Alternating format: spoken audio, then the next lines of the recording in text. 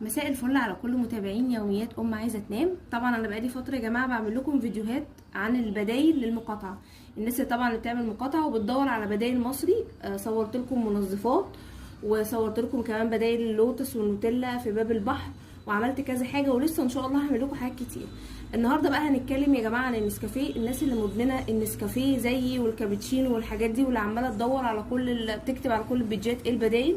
يا جماعه اول حاجه طبعا مصر كافيه، الناس عارفاه، حلو جدا. وعلى فكره انا جايبه البرطمان مخلصه نصه من قبل اصلا فكره المقاطعه، لان كنت حاسه ان النسكافيه اصلا بدا يبقى مش حلو، فجبت ده وحلو جدا وطعمه جميل، وسعره طبعا اقل من النسكافيه بكتير جدا اللي سعره عالي قوي مؤخرا.